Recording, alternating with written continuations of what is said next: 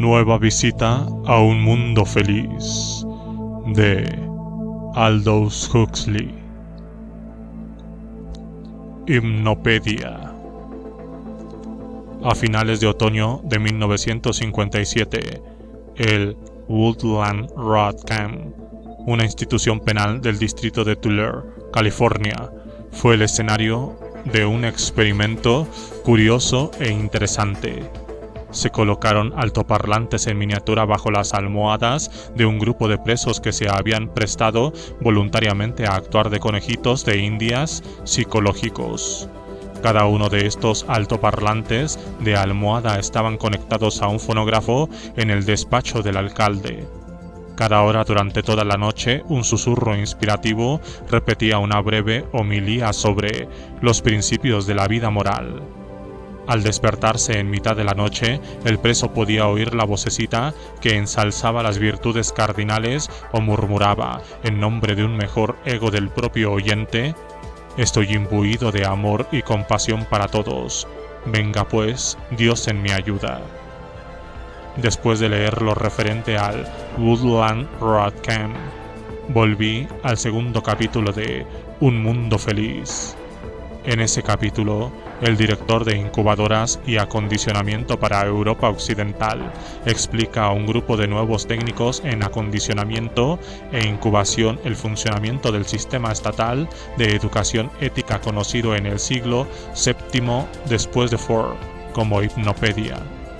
El director dice a sus oyentes que los primeros ensayos de enseñanza durante el sueño habían estado mal orientados y consiguientemente habían fracasado. Los educadores habían intentado proporcionar preparación intelectual a sus dormidos alumnos, pero la actividad intelectual es incompatible con el sueño. La hipnopedia solo procuró resultados cuando fue utilizada para la preparación moral, o sea, para el acondicionamiento de la conducta por medio de la sugestión verbal en momentos de resistencia psicológica disminuida. El acondicionamiento sin palabras es tosco y de orden general. No puede inculcar las complejas normas de conducta que reclama el Estado. Para eso tiene que haber palabras, pero palabras sin razón. Es decir, la clase de palabras que no exigen análisis para su comprensión, que pueden ser tragadas enteras por el cerebro dormido.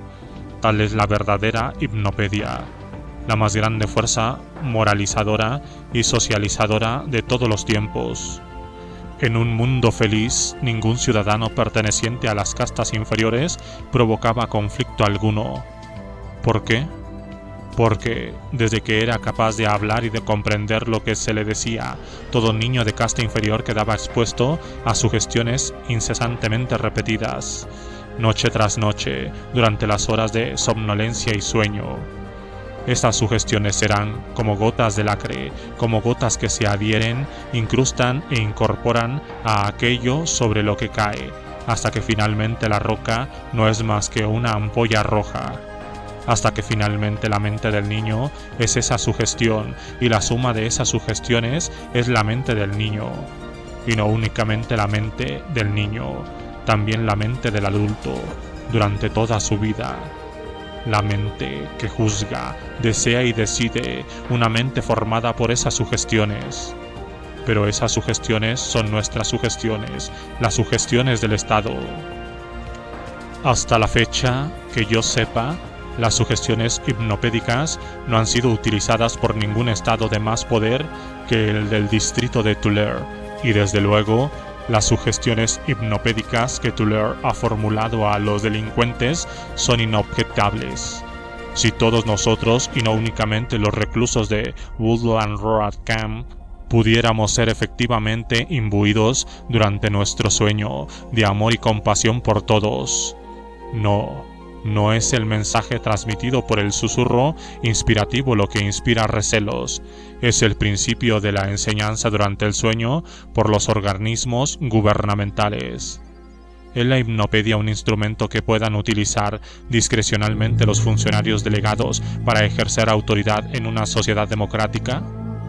En el presente caso, la están utilizando únicamente en voluntarios y con la mejor de las intenciones. pero no hay garantías de que las intenciones sean buenas en otros casos, ni de que el adoctrinamiento se haga sobre la base de la voluntariedad. Cualquier ley o medida social que cree tentaciones a los funcionarios es mala. Cualquier ley o medida social que les evite la tentación de abusar de su poder delegado en provecho propio o en beneficio del Estado o de alguna organización política, económica o eclesiástica es buena. La hipnopedia, siendo efectiva, sería un instrumento poderosísimo en las manos de cualquiera que estuviera en condiciones de imponer sugestiones a un auditorio cautivo. Una sociedad democrática es una sociedad que se ajusta al postulado de que es fácil abusar del poder y de que, en consecuencia, este debe ser confiado a los funcionarios únicamente en cantidad limitada y por limitados periodos de tiempo. En una sociedad así, el empleo de la hipnopedia por los funcionarios debería estar reglamentado por una ley, en el supuesto claro está de que la hipnopedia fuera genuinamente un instrumento de poder. Pero, ¿es realmente tal instrumento? ¿Puede funcionar tan bien como yo supuse que funcionaba durante el siglo VII después de Ford? Analicemos los datos existentes. En el número de julio de 1955 del Psychological Bulletin, Charles W. Simon y William H. Amions han examinado y valorado los 10 estudios más importantes en esta disciplina. Todos estos estudios se refieren a la memoria.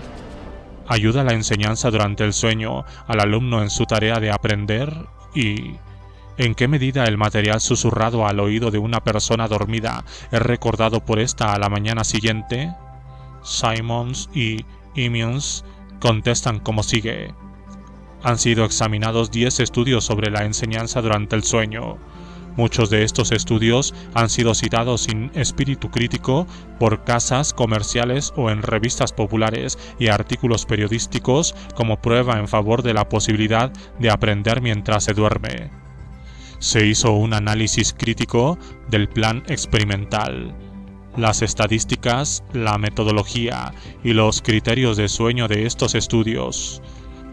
Todos ellos revelaron debilidades en uno o más de los aspectos precedentes.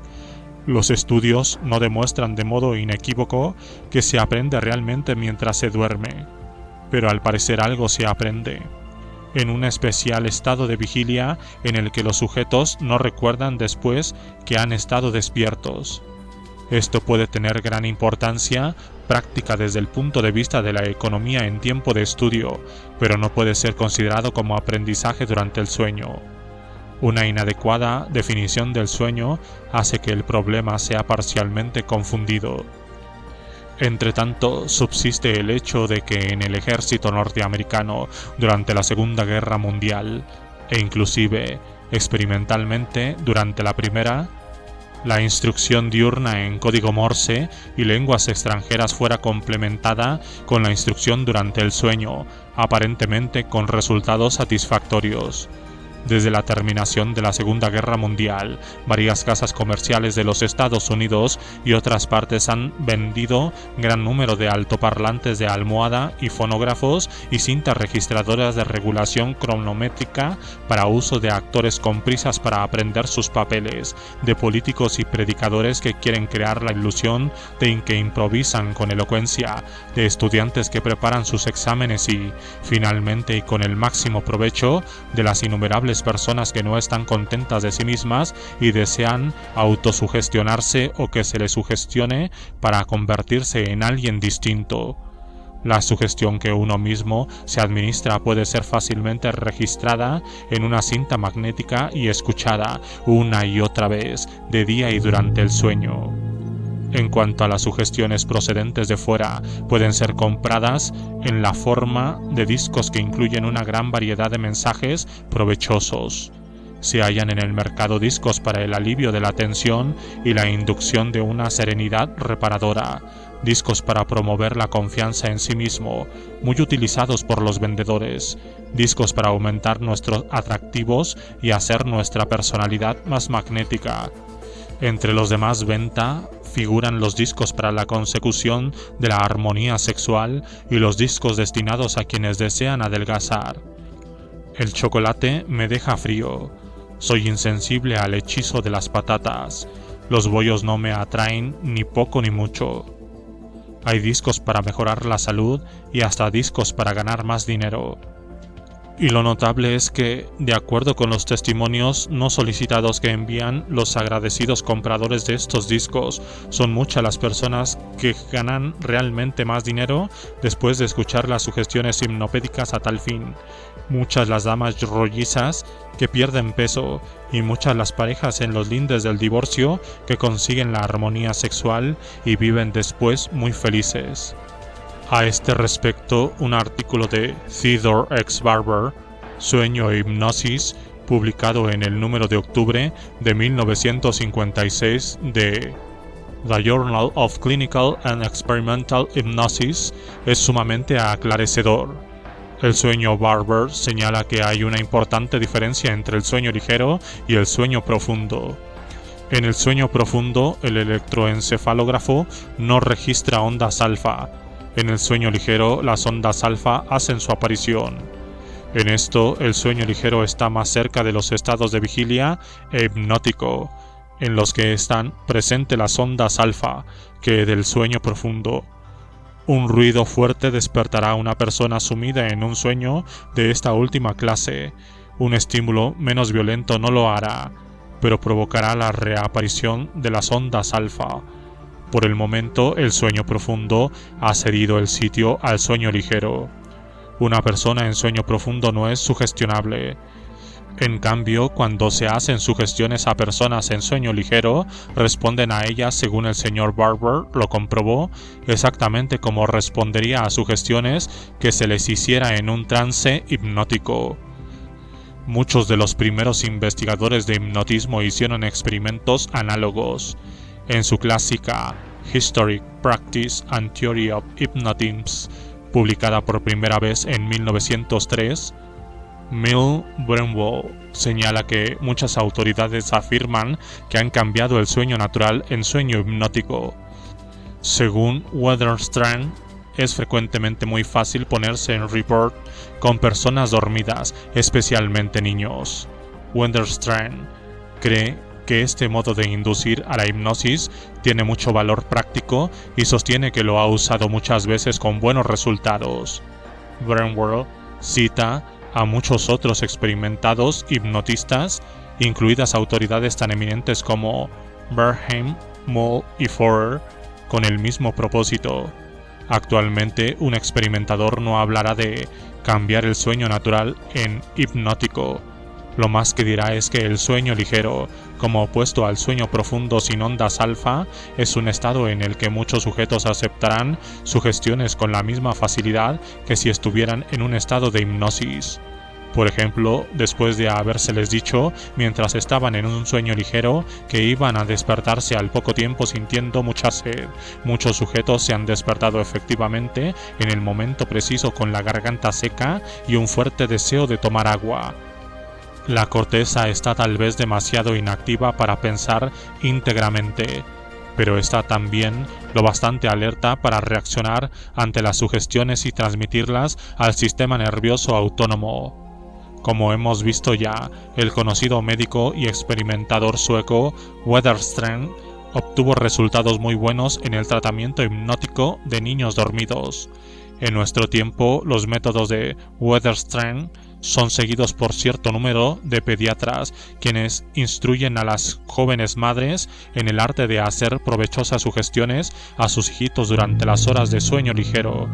Con esta clase de hipnopedia, cabe curar a los niños de los vicios de mojar la cama y morderse las uñas, prepararlos para que vayan a una operación sin temor y darles confianza y seguridad cuando, por una razón cualquiera, las circunstancias de sus vidas se hacen angustiosas. Yo mismo he obtenido notables resultados con la enseñanza terapéutica durante el sueño de niños chiquitos. Se obtendrían probablemente resultados análogos con muchos adultos. Para un aspirante a dictador, la moraleja de todo esto es clara. En las debidas condiciones, la hipnopedia es realmente eficaz. Es, al parecer, tan eficaz como la hipnosis. La mayoría de las cosas que pueden hacerse con una persona en trance hipnótico pueden hacerse también con una persona en sueño ligero. Cabe pasar a través de la soñolienta corteza sugestiones verbales al interior del cerebro, al cerebelo, al bulbo y al sistema nervioso autónomo. Si estas sugestiones están bien ideadas y son frecuentemente repetidas, cabe mejorar o dificultar las funciones corporales del dormido, instalar nuevos sentimientos o modificar los antiguos, dar órdenes post-hipnóticas e inculcar profundamente en la memoria lemas, fórmulas y consignas. Los niños son mejores sujetos hipnopédicos que los adultos, y el aspirante a dictador sabrá sacar ventaja de este hecho. Los niños en la edad de las guarderías y los jardines de infantes serán tratados con sugestiones hipnopédicas durante la siesta de la tarde. Para los niños mayores y especialmente los hijos de los miembros del partido, los chicos y chicas destinados a dirigentes, administradores y maestros, habrá internados en los que la excelente educación diurna tendrá como complemento la enseñanza durante el sueño. Cuando se trate de adultos, se dedicará una atención especial a los enfermos. Como Pavlov lo demostró hace años, los perros resistentes y de mucho carácter se hacen completamente sugestionables después de una operación o de una enfermedad debilitante. Nuestro dictador cuidará, por tanto, de que toda sala de hospital tenga las oportunas instalaciones de sonido. Una operación de apendicitis, un parto, una pulmonía o una hepatitis se convertirán en la ocasión de un curso intensivo en lealtad y verdadera fe, en una recordación de los principios de la ideología local. Cabrá encontrar otros auditorios cautivos en las cárceles, los campos de trabajo, los cuarteles, los barcos en navegación, los trenes y los aviones por la noche y las lúgubres salas de espera de las terminales de autobuses y de las estaciones ferroviarias. Aunque las sugestiones hipnopédicas presentadas a estos cautivos solo fueran efectivas en un 10%, los resultados seguirían siendo impresionantes y, desde el punto de vista de un dictador, sumamente deseables. De la impresionabilidad intensificada en relación con el sueño ligero y la hipnosis, pasemos a la impresionabilidad normal de quienes están despiertos o creen por lo menos que están despiertos. De hecho, como sostienen los budistas, la mayoría de nosotros estamos medio dormidos de todo el tiempo y pasamos por la vida como sonámbulos que obedecen las sugestiones de otro. La iluminación equivale a estar completamente despierto. La palabra Buda podría ser traducida como el alerta. Genéticamente, cada ser humano es único y, en muchos aspectos, diferente de otro ser humano cualquiera. El campo de la variación individual respecto de la norma estadística es asombrosamente amplio. Y la norma estadística, recordémoslo, es útil únicamente en los cálculos actuariales, no en la vida real. En la vida real no existe eso que se llama el hombre medio. Solo existen hombres, mujeres y niños particulares, cada uno de ellos con sus idiosincrasias natas de mente y de cuerpo, y todos ellos dedicados u obligados a comprimir sus diversidades biológicas en la uniformidad de tal o cual molde cultural.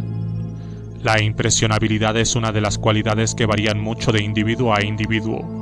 Los factores ambientales representan sin duda un papel en hacer que una persona reaccione ante una sugestión más que otra, pero hay también, con la misma certidumbre, diferencias constitucionales en la impresionabilidad de los individuos. La resistencia extrema a la sugestión es muy rara, por fortuna, porque si todos fueran tan poco sugestionables como lo son algunos, la vida social sería imposible. Las sociedades pueden funcionar con cierto grado de eficiencia porque, en grados diversos, la mayoría de la gente es bastante sugestionable.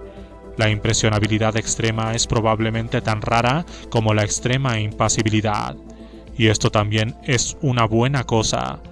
porque si la mayoría de la gente reaccionara ante las sugestiones exteriores, tanto como los hombres y mujeres en los límites extremos de la impresionabilidad, la opción libre y racional resultaría imposible para la mayoría del cuerpo electoral y las instituciones democráticas no podrían sobrevivir ni tan siquiera surgir.